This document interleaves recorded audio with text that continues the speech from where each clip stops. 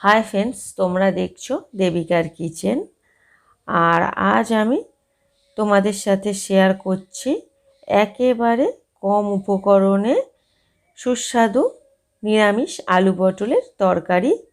আর এটা বানানোর জন্য লাগছে হাফ চামচ গোটা জিরা, হাফ চামচ গোটা মৌরি আর হাফ চামচ গোটা ধনিয়া। এগুলো আমি গুঁড়ো করে নেব। আর ফোড়নের জন্য 2 পিস শুকনো লঙ্কা, 1 টুকরো দারচিনি, 4 পিস লবঙ্গ আর 2 পিস এলাচ লাগছে। আর এখানে দুটো মিডিয়াম সাইজের টমেটো আমি পেস্ট বানানোর জন্য কেটে নিয়েছি। আর আলু আর পটল মিলিয়ে এখানে আমি নিয়েছি প্রায় 700 গ্রাম। সবার প্রথমে যে গোটা মশলাগুলো আমি নিয়েছিলাম জিরা, মৌরি, ধনিয়া শুকনো কড়াইয়ে ড্রাই রোস্ট করে নেব। গ্যাসের ফ্লেমটা লোতেই রেখে মশলাগুলো ড্রাই রোস্ট করে নিচ্ছি।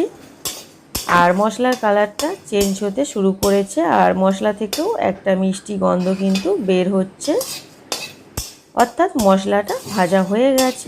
কড়া থেকে নামিয়ে নেব। আর পরবর্তী পর্যায়ে আলু পটল ভেজে নেব। তার জন্য কড়ার মধ্যে সরিষার তেল দিয়ে তেল গরম হয়ে যাবার পর একে একে আলুর পিসগুলো দিয়ে দিচ্ছি। এখানে আলু আর পটল আলাদা আলাদাই ভেজে নেব। দিয়ে দিচ্ছি হাফ চামচের একটু কম পরিমাণ নুন আর খুব সামান্য হলুদ গুঁড়ো।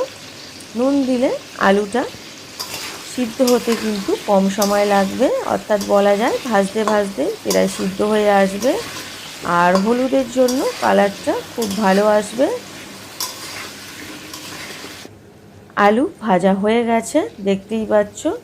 আর যেহেতু নুন দিয়ে দিয়েছিলাম তাই কিন্তু আলুর মধ্যে নুনটা খুব ভালোভাবে অ্যাবসর্ব হয়ে গেছে। আলু ভাজা হয়ে যেতে আলু তুলে নিয়ে পটল ভেজে নিচ্ছি। আর যেহেতু তেলের মধ্যে আগে থেকেই হলুদ দেওয়া আছে তাই হলুদ আর দিচ্ছি না। খুব সামান্য পরিমাণ নুন পটলের মধ্যে দিয়ে দিচ্ছি। আর পটল ভাজার পর কিন্তু তেলটা কালো হয়ে যাবে।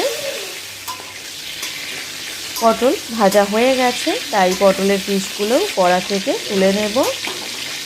আর ভাজার পর যে তেলটা কড়ার মধ্যে অবশিষ্ট থাকবে সেই তেলেই কিন্তু ফোড়নের মশলাগুলো দিয়ে দিলাম। তেজপাতা, এলাচ, লবঙ্গ, দারচিনি আর শুকনো লঙ্কা। আর তার সাথে দিয়ে দিলাম টমেটোর পেস্টটা আর হাফ চামচ আদা বাটা।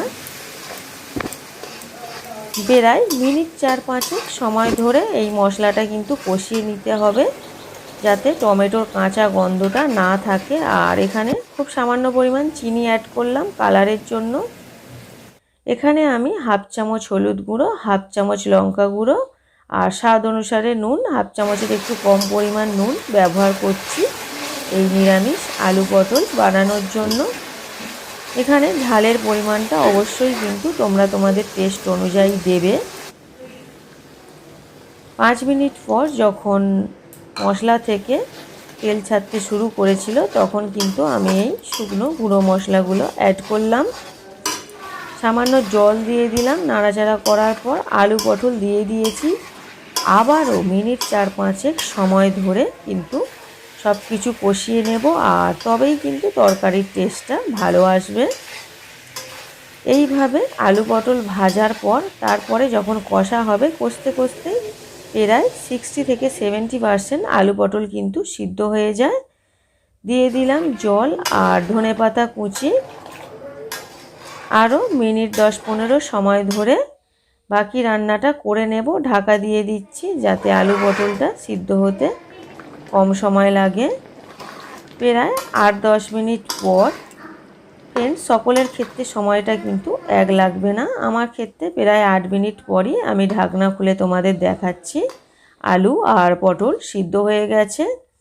এবার যে শুকনো গুঁড়ো মশলাটা আমি বানিয়েছিলাম সেটা উপর থেকে ছড়িয়ে দিচ্ছি। ঠান্ডা হবার পর গ্রেভিটা কিন্তু অনেকটাই ঘন হয়ে যাবে। আর এই পর্যায়ে গ্যাসের ফ্লেম বন্ধ করে দিচ্ছি। তো ফ্রেন্ডস, কেমন লাগলো আমার এই রেসিপিটা অবশ্যই কমেন্টে জানাবে।